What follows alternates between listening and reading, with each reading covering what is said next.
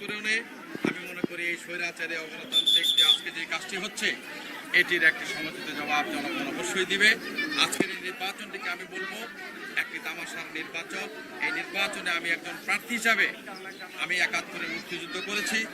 আজকে আমার মনে হয় একজন ভোটার হিসাবে, একজন নাগরিক হিসাবে আমার জীবনের সবচেয়ে খারাপ একটি দিন আজকের এই দিনটি। এই দিনটি আমরা কোনোভাবেই কল্পনা করি নাই। আমরা কল্পনা করেছি একটি স্বাধীন দেশে একজন মানুষ তার ভোটাধিকার ঠিকমতো প্রয়োগ করতে পারবে, তার যাকে পছন্দ তাকেই ভোট দিবে। আমি আজকে আপনাদেরকে বলতে চাই, সারা রূপগঞ্জে কোথাও আমার ধানের শীষের এজেন্টদেরকে থাকতে দেওয়া হয় না। তাদেরকে ঘাড় ধাক্কা দিয়ে বের করে দেওয়া হয়েছে, তাদেরকে মারধর করা হয়েছে, এমনকি মেয়েদের গায়ের কাপড় খুলে নেওয়ার চেষ্টা করা হয়েছে। এরকম জঘন্য কাজ আজকে রূপগঞ্জে হয়েছে। আমি মনে করি না এইভাবে জনগণের ইচ্ছার বিরুদ্ধে ক্ষমতায় যাওয়ার জন্য এরকম জঘন্য কাজ আমরা করতে পারি। আমরা যারা রাজনীতি করি আমরা মানুষের সম্মান, মানুষের ভালোবাসা আশা করি, কিন্তু মানুষের ঘৃণা আমরা আশা করি না। কিন্তু আজকে মানুষ এই দেশের রাজনীতিবিদদেরকে এইরকম কাজের জন্য অবশ্যই ঘৃণা করবে। তারা ঘৃণা করে প্রত্যাখ্যান করবে যারা আজকে এরকম জঘন্য কাজ করছে।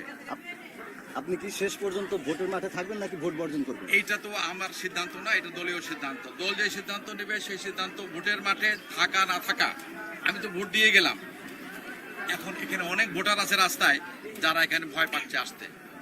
সুতরাং ভোটের মাঠে থাকা না থাকা তো এখন আমার একার সিদ্ধান্ত না, এটা দলীয় সিদ্ধান্ত, ঐক্যফ্রন্টের সিদ্ধান্ত। ঐক্যফ্রন্ট যে সিদ্ধান্ত নেবে সেই সিদ্ধান্ত মতোই তো আমাকে চলতে হবে। আচ্ছা ভাই, আপনি এই অভিযোগগুলো কি রিটার্নিং কর্মকর্তাকে জানাচ্ছেন কিনা?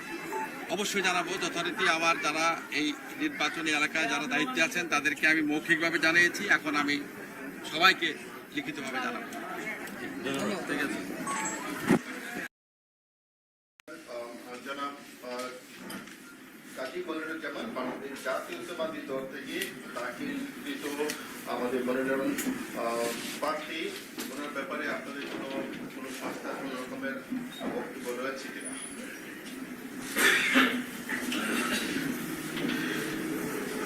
আমাদের কাছে বাংলাদেশ ব্যাংকের যে আমাদের সিআইবি রিপোর্ট এবং অন্যান্য যে রিপোর্টগুলো রয়েছে সেখানে কাজী মনিরুজ্জামান সম্পর্কে কোনো বিরূপ মন্তব্য নেই এবং ওনার দাখিলকৃত যে কাগজপত্র সেগুলো আমরা পর্যালোচনা করেছি। পাশাপাশি ওনার দাখিলকৃত যে সমস্ত অ্যাফিডেভিটে বর্ণিত বিষয়গুলো রয়েছে সেগুলো আমরা ইতিমধ্যে আমাদের দিক থেকে আমরা পর্যালোচনা করেছি। পর্যালোচনা আনতে আমাদের জাতীয় সংসদ নির্বাচন 2018 নির্বাচনী এলাকা 204 নারায়ণগঞ্জ 1 রূপগঞ্জ উপজেলা থেকেই আমাদের বাংলাদেশ জাতীয়তাবাদী দল পক্ষে কাজী মনিরুজ্জামানের দাখিলকৃত নমিনেশন পেপারটি সকল কাগজপত্রাদি পর্যালোচনাতে বৈধ হিসাবে ঘোষণা করা হল। কাজী মনিরুজ্জামানকে অভিনন্দন এবং জাতীয় সংসদ নির্বাচন 2018 আপনার দাখিলকৃত মনোনয়নপত্রটি বৈধ হয়, আপনাকে পুনরায় ধন্যবাদ জানানো হচ্ছে।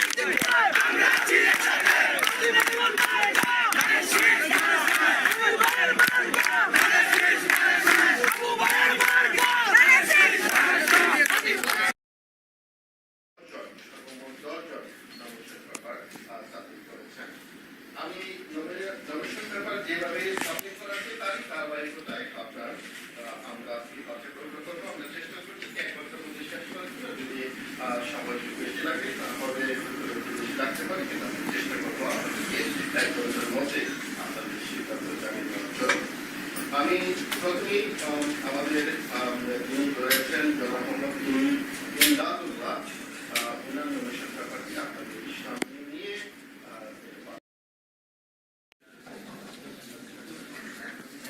জনাব হাবিবুর রহমান, আপনি জানেন যে নির্বাচন অফিসার, জেলা নির্বাচন অফিসার, পুলিশ প্রশাসনের অন্যান্য কর্মকর্তাবৃন্দ, অন্যান্য দলের এবং স্বতন্ত্র প্রার্থীবৃন্দ, আজকে আমরা এখানে আসলাম। আপনার বক্তব্য শুনে আমরা আশ্বস্ত হলাম আগামী 30 তারিখে একটি সুষ্ঠু, সুন্দর, গ্রহণযোগ্য, শান্তিপূর্ণ নির্বাচন আমরা করবো। সেই নির্বাচনে যেন আমরা কোনো রকম বিশৃঙ্খলা না হয়, শান্তিপূর্ণ নির্বাচন হয়, সেই অঙ্গীকার আপনি করেছেন। আপনার তত্ত্বাবধানে, আপনার নেতৃত্বে, আপনার পরিচালনা একটি গ্রহণযোগ্য, শান্তিপূর্ণ, অংশগ্রহণমূলক নির্বাচন আমরা করব এই আশা করে আজকের এই সুন্দর অনুষ্ঠানের জন্য আপনাকে সবার পক্ষ থেকে, রূপগঞ্জ উপজেলার সমস্ত মানুষের পক্ষ থেকে আপনাকে ধন্যবাদ জানাচ্ছি। Okay, thank you very much. Left side যেহেতু বলেছে, রাইট সাইডে আরেকটু থ্যাংক ইউ ভেরি মাচ। সুন্দরভাবে কাজ করতে পারি। আর আমি, আপনারা জানেন, আমি এখানে 3rd টাইম কাজ করছি। আমি এখানে ফার্স্ট ক্লাস ম্যাজিস্ট্রেট ছিলাম, আমি এখানে ফার্স্ট ক্লাস ম্যাজিস্ট্রেট ছিলাম, এখানে এডি ছিলাম। আল্লাহর কাছে শুকরিয়া, আপনাদের জেলা প্রশাসক হিসেবে দায়িত্ব পালন করছি আর 2 বছরের অধিক সময়। তো আমি চাই একটি শান্তিপূর্ণ ইলেকশন, এবং সেখানে বিশৃঙ্খলা সৃষ্টিকারীকে আমি কোনো অবস্থায় বরদাস্ত করবো না। একেবারে ক্লিয়ার মনে রাখবেন। তো সবাইকে পুনরায় ধন্যবাদ। ইনশাআল্লাহ আল্লাহ আমাদের প্রতি রহমত বর্ষণ করবেন। Thank you very much.